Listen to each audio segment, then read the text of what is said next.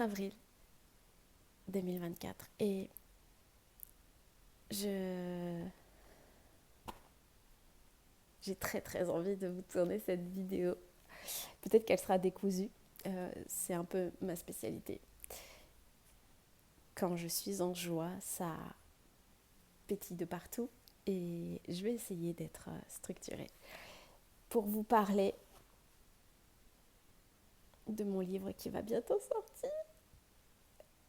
Peut-être que cette vidéo finalement sera sortie quand le livre sortira, mais en tout cas, 4 avril, j'ai reçu la dernière épreuve pour vérifier si tout est ok. Un livre que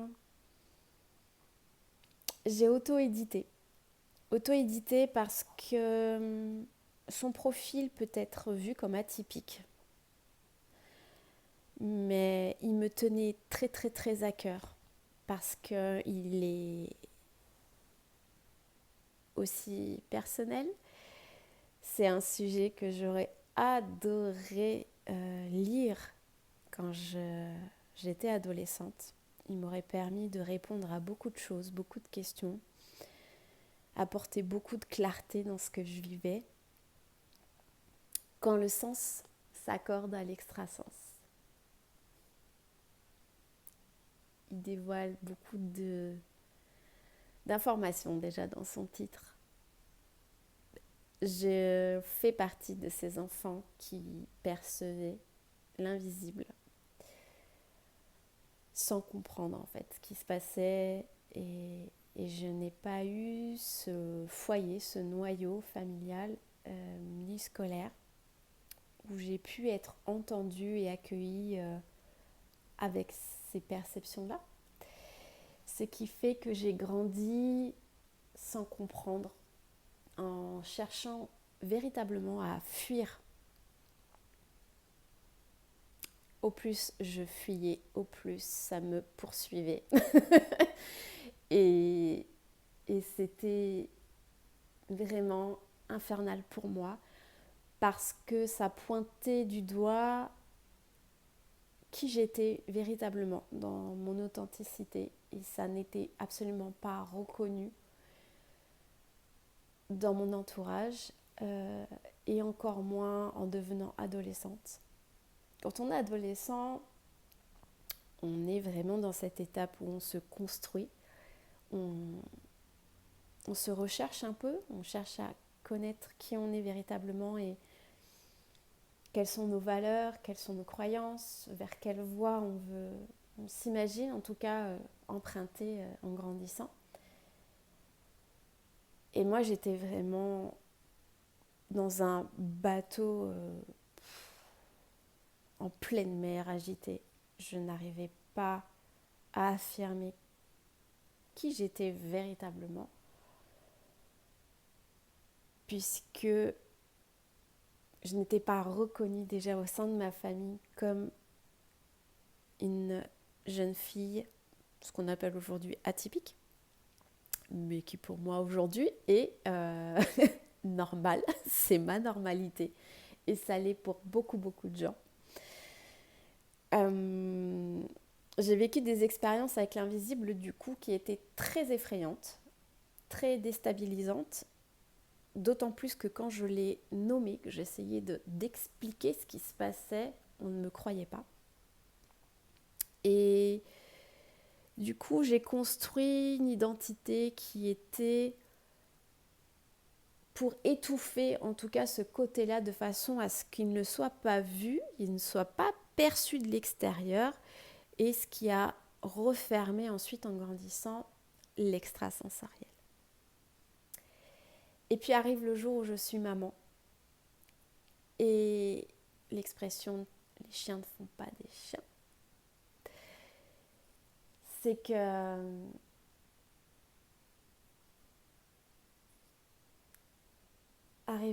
elle devait avoir 3 ans et on était tranquille.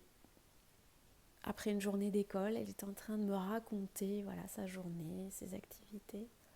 Jusqu'à un moment où elle s'est arrêtée, elle s'est mise à jouer et à parler avec une entité. Et ce jour-là m'a vraiment marquée parce que ça a été le OK. Rappelle-toi, Ophélie, que ça a commencé aussi vers cet âge-là.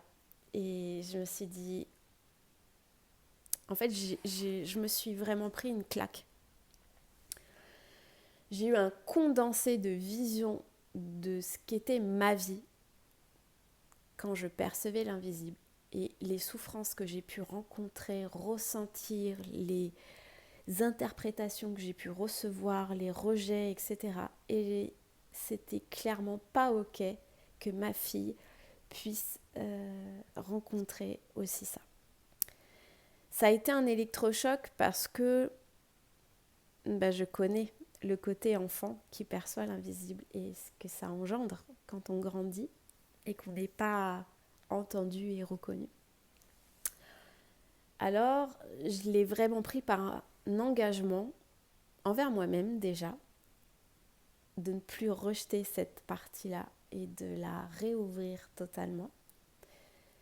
Et puis cet engagement de me dire, mon enfant va grandir comme il doit grandir, en suivant les étapes qu'il devra traverser dans sa vie.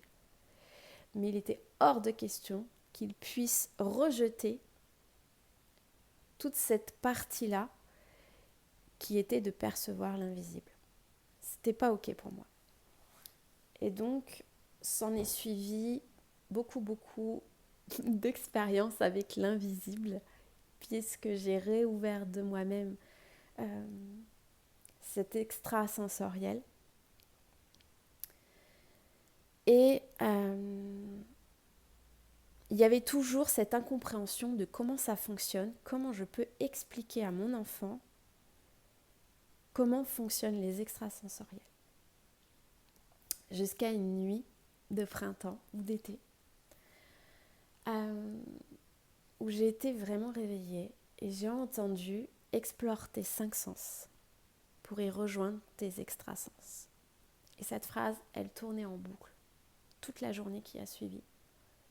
Explore tes 5 sens pour y rejoindre tes extrasens. Et je me suis dit, oh waouh, est-ce que je viens de percevoir la clé que j'attendais depuis des années. Et j'ai décidé de faire confiance à cette voix, à cette phrase. Et donc, j'ai pris chacun de mes 5 sens. Et j'ai comme checké, un peu scanné, comment j'utilisais mes 5 sens dans la vie de tous les jours. Et c'est en portant cette attention-là et en explorant chacun de mes 5 sens que je me suis rendu compte que j'utilisais pas du tout le potentiel de mes 5 sens. Que j'étais comme dans l'inconscience de pourquoi ils étaient là. Et ça m'a permis de révéler aussi l'importance qu'ils avaient dans notre vie. 5 sens. 5 sens qu'on apprend à l'école maternelle. Mais en fait, on apprend simplement à les nommer, à les identifier, à les associer à des mots-clés. Et puis terminer. Ça m'a rappelé les émotions. Également maternelle, on apprend à les nommer, à les identifier, à les relier à des mots-clés. Et puis terminer. Ça a été du coup une aventure passionnante. J'étais chaque fois émerveillée, chaque fois que je me reliais à un sens. Et j'y ai compris par la suite que chaque sens était relié à un extrasens.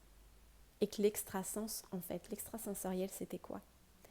C'était au-delà du sens. Notre sens dans la matière, la vue, l'ouïe, l'odorat, le goût, le toucher, sont des sens qui nous guident. Et ouais, ils sont véritablement une guidance dans la matière. Et l'extrasensoriel, c'est pas juste je vois une âme, je communique avec elle et voilà. Non. Ça nous apporte des informations complémentaires au-delà du sens qui nous permettent vraiment de nous guider au quotidien entre matière et subtil en permanence. Et j'ai pu y voir du coup les changements qui se passaient dans mon quotidien et en simultané le transmettre à mes enfants et voir elles aussi comment ça fonctionnait pour elles dans leur quotidien. Et c'était juste waouh. Donc quand j'ai intégré tout ça et que c'était parfaitement clair et structuré en moi, j'ai commencé à ouvrir des programmes, des sens et des extrasens. Et puis dernièrement des cursus. Et chaque fois, l'expérience était unique pour chaque participante. C'était des cadeaux, des éveils, mais immensément puissants. Et j'étais chaque fois remplie de gratitude, vraiment, de voir à quel point se réapproprier nos propres ressources, des 5 sens et de l'extrasens, et de dégommer vraiment les croyances et les limites qu'on s'octroyait vis-à-vis de cette thématique-là, ça changeait beaucoup de choses dans notre quotidien. Les saveurs étaient bien plus différentes et bien plus subtiles aussi. Et puis j'ai décidé d'écrire le livre, de me dire, ok, il faut vraiment que j'ouvre cette compréhension-là à un plus grand public, à des personnes qui ont cette autonomie et qui n'ont pas forcément l'appel de le suivre avec un praticien. Parce qu'évidemment, quand je faisais le cursus, que je l'initiais, en simultané, il y avait des soins qui se posaient. Donc on allait vraiment chercher en profondeur. Ce livre-là ne va pas apporter ce qu'on retrouve dans les accompagnements, dans les programmes et dans les cursus. Mais il éveille beaucoup de choses et j'ai mis 2 ans pour l'écrire. Non pas parce que c'est un gros livre, parce que il est tout à fait simple. Et c'est ce que je voulais, qu'il soit simple à lire, simple à comprendre et de se dire « Oh wow, c'était ça !» Ce wow que moi aussi j'ai ressenti en comprenant comment fonctionnait cette reliance et de se dire que l'extrasensoriel n'est pas destiné à une élite, ni uniquement à des fins de médiumnité, mais vraiment ouvert à tous, parce que chaque être vivant a en sa capacité cette ressource des 5 sens et de l'extrasensoriel. En tout cas, c'est ma vérité et c'est mon regard et ma compréhension. Et c'est pourquoi j'ai écrit ce livre. Il ne vient pas contredire qui que ce soit, ni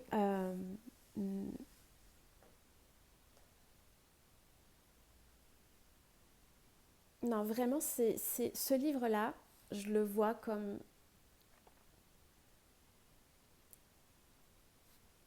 un second souffle.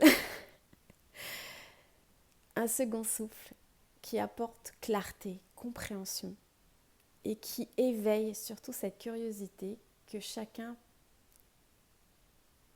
peut profondément se relier à ses sens. Parce que dans ce livre, j'y partage évidemment quelques expériences personnelles, mon regard à ce niveau-là et comment j'ai rejoint toutes ces étapes-là. Mais je propose aussi des pratiques à faire en autonomie avec ce livre, que ce soit par des méditations qui sont très simples et qu'il n'y a pas besoin d'avoir déjà une pratique avancée en méditation. C'est quelque chose vraiment que je voulais ouvert à tous, même à une personne qui n'est pas pleinement dans le développement personnel, ni dans sa croissance personnelle, mais que le titre lui a attiré l'attention et qu'elle peut s'engager dans cette exploration-là. Tout le monde peut s'y engager. Et donc voilà. Voilà ce livre qui va rejoindre de belles âmes. Et ouais, c'est un accouchement qui a été très intense pour moi, mais j'ai été extrêmement fière d'aller jusqu'au bout de cette naissance-là, parce que là où certaines éditions ne comprenaient pas là où je voulais aller, ou qui le trouvaient beaucoup trop facile, j'ai tout de même suivi cet appel très fort du cœur qu'il devait sortir et qu'il devait être lu et diffusé. Donc voilà, c'est chose faite. Je vous lis pour clôturer cette vidéo. Les 5 sens font partie des premiers apprentissages de notre enfance. Mais qu'en deviennent-ils au fil de l'âge ?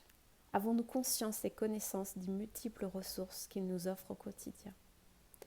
Et les extrasens, que sont-ils et à quoi nous servent-ils ? Au fil des pages, Ophélie partage une vision nouvelle remplie de compréhension et de clarté qui permettent d'entrer dans une nouvelle connaissance de ses propres guidances intérieures. Elle y mêle ses expériences personnelles, ses compréhensions, tout en proposant des pratiques ludiques tout au long du livre.